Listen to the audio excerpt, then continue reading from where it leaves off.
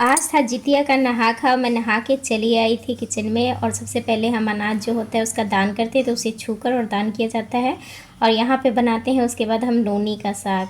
आप लोग इसे क्या बोलते हैं? हमारे यहाँ इसे नोनी बोलते हैं, नोनी का साग बोलते हैं। और इसे बस इसी पर्व में ही खाया जाता है, इसके बाद इसे कोई खाना पसंद नहीं करता, लेकिन इसमें इसे खाना बहुत ही ज़्यादा ज़रूरी होता है। तो आप लोगों का स्वागत है मेरी दुनिया में। जी हाँ, मेरे चैनल मेरी दुनिया में। और इसके साथ ही बनता है तोरी की सब्ज़ी। तो यहाँ मैंने दोनों को अच्छे से धोकर और काट लिया था, तोरी को भी बहुत अच्छे से काट लिया था। तो इसके मसाले बना लेते हैं। तो इसके लिए हम दोनों सब्ज़ी के लिए ना सरसों लहसुन का पेस्ट यूज़ करते हैं। मसाले में सेम मसाले ही होते हैं। तो मैंने यहाँ लहसुन और सरसों का पेस्ट तैयार कर लिया। तो यहाँ पे लहसुन था और 2 टेबल स्पून मैंने सरसों डाला और साथ में सारे बेसिक मसाले डाल दिए, क्योंकि ना ये सब्ज़ी ना गल जाते हैं दोनों के दोनों, तो मसाले बहुत ज़्यादा नहीं लगते।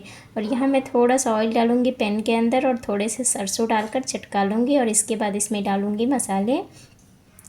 तो मैं बस यहाँ 2 चम्मच ही डाल रही हूँ पेस्ट को, और इसमें डाल दूँगी मैं इसे पकाने के बाद नोनी का जो साग है उसे। वो गल के बहुत थोड़ा हो जाता है, तो इसलिए बहुत ज़्यादा मसाले इसमें नहीं जाते, इतना काफ़ी है इसके लिए। और इसके बाद हम साग को इसमें मिला लेंगे मसाले पक जाने के बाद, और बस इसे नमक डालकर और ढक देंगे। ये गल जाते हैं और तुरंत ही पक जाते हैं, बहुत ज़्यादा समय नहीं लगता इसे बनाने में। आप लोग किस तरीके से बनाते हैं कमेंट करके बताइएगा। हमारे यहाँ इसी तरीके से इसे बनाया जाता है। बहुत सारे लोग इसकी पकौड़ियाँ भी बनाते हैं, लेकिन हमारे यहाँ नहीं बनता। जैसा अपने यहाँ का रिवाज है मैं उसी तरीके का बना रही हूँ। तो बस ये हमारा नोनी का साग जो है, देखिए कितने अच्छे से गल गया है, बिल्कुल पानी अलग हो गया है इसमें से। और बस इसे हमें सुखा लेना है और ये तैयार हो जाएगा। तो बहुत ज़्यादा समय नहीं लगता है। देखिए यहाँ तैयार हो गया, गल के कितना थोड़ा सा हो गया है। तो अब इसे हमें निकाल लेते हैं। तो मैं यहाँ 2 जगह निकाल रही हूँ। तो एक तो हमारे खाने के लिए हो जाएगा और एक हम सुबह में जो उठगन देते हैं ना उसके लिए निकाल कर रख देते। तो जो भी बनेगा ना उसमें से हम अलग निकाल कर रख देते हैं और उसे सुबह में उठगन दिया जाता है। तो सुबह में जो बनता है पहले मैं वो आप लोगों को दिखाऊंगी और इसके बाद मैं शाम वाला दिखाऊंगी कि शाम को हम क्या बनाते हैं। तो यहाँ देखिए तोरी के भी मसाले सेम है और उसे मैंने अच्छे से पका लिया और डाल दिया तोरी को। अब नमक डालकर इसे भी अच्छे से मिलाकर और ढक्कन लगाकर पकने देंगे। और जब तक ये पक रहे हैं ना तब तक हम तैयारी कर लेते हैं रोटी बनाने की। तो आज यहाँ बनने वाला है मरवे की रोटी, जिसे कि आप लोग रागी भी बोलते हैं। तो आज के दिन इसकी ही रोटी खाया जाता है। जो व्रती है ना वो इसकी ही रोटी से नहाए खाए का व्रत पूरा करती हैं। तो यहाँ मैंने पानी को गर्म कर लिया था और थोड़े थोड़े पानी डालकर आटा को लगा लेंगे।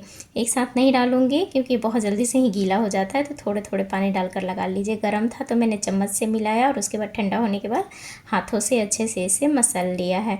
तो बिल्कुल इसी तरीके से मसल कर गूँथ लीजिए। और ये देखिए बहुत अच्छे से परफेक्ट तैयार हो चुका है हमारा डो। इसे ढक्कन लगा कर रख दूँगी। सब्ज़ी हो चुका है तो अब इसे हम एक दूसरे बाउल में ट्रांसफ़र कर लेंगे।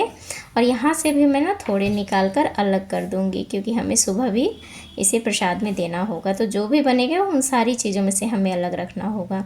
तो चलिए अब रोटियां बना लेते हैं। तो इसकी रोटियां बनाना मेरे लिए तो बहुत मुश्किल लगता है, क्योंकि ये टूट जाता है।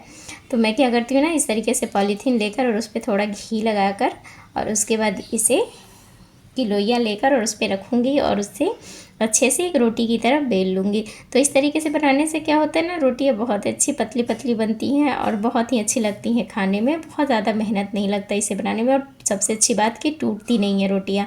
तो मैं इसी तरीके से ही बनाती हूँ। आप लोग किस तरीके से बनाते हैं? मुझे तो हाथों से नहीं आता है बनाना, तो मैं इस तरीके से ही बनाती हूँ और इस तरीके से बनाना मेरे लिए बहुत ही आसान हो जाता है। और ये देखिए कितनी पतली रोटियाँ बनी हैं, बिल्कुल गेहूँ की रोटियों के जैसे। और इसे हम उलट पलट के और सेक लेंगे। बस बहुत जल्दी से ही तैयार हो जाता है। फिर घी लगाकर इसे अच्छे से ग्रीस कर लेंगे घी से, और हो गया तैयार हमारे मड़वई की रोटी।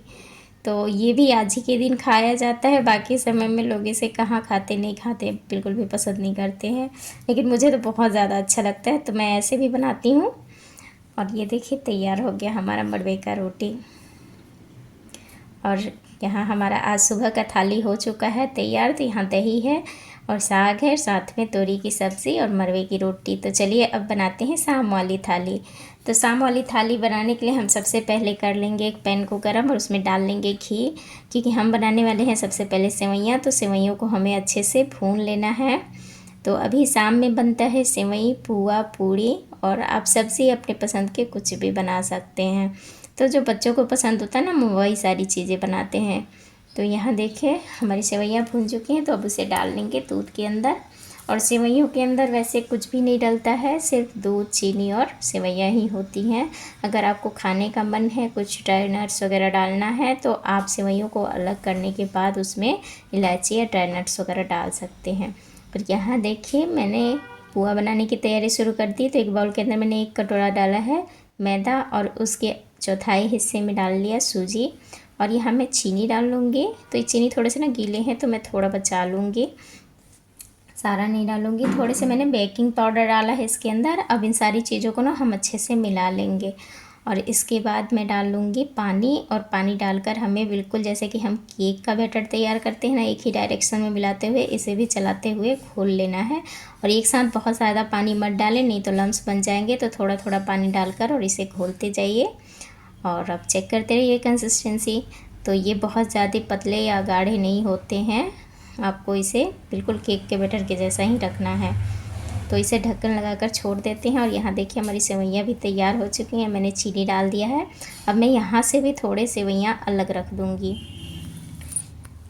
तो इसे भी मैं अलग रख दूँगी प्रसाद के लिए, और बाकी जो बचेगा उसे हम खाएंगे। और यहाँ मैंने पूड़ियों के लिए आटा लगा लिया और साथ में मैंने भिंडी काट लिया है। तो भिंडी मेरे बच्चों को बहुत ज़्यादा फ्राई पसंद है, तो मैं फ्राई भिंडी बना रही हूँ उन लोगों के लिए।